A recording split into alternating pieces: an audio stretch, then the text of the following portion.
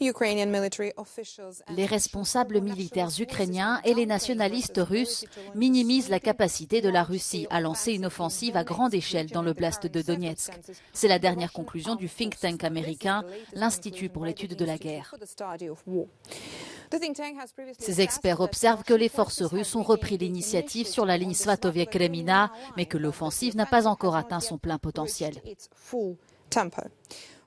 Les récents combats et les échecs tactiques signalés par Moscou autour de Vuhledar dans la région de Donetsk ont probablement affaibli la conviction des ultranationalistes russes que les forces russes sont capables de lancer une offensive décisive.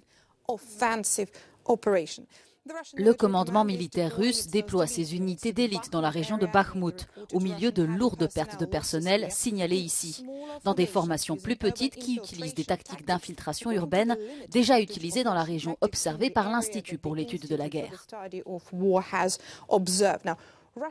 Les offensives russes ailleurs dans la région de Donetsk et le long de la ligne Svatovie-Kremina ont permis des avancées marginales et sans signification opérationnelle jusqu'à présent. Malgré la concentration opérationnelle actuelle sur le centre du Donbass, Moscou reste préoccupé par la protection des extrémités de sa ligne de front, selon le ministère britannique de la Défense. Des craintes confirmées par la poursuite de la construction de fortifications défensives dans les régions de Zaporijia et de Luhansk et les déploiements de nouvelles troupes. Une percée ukrainienne majeure à Zaporijia mettrait sérieusement en péril la viabilité du pont terrestre russe reliant la région de Rostov à la Crimée.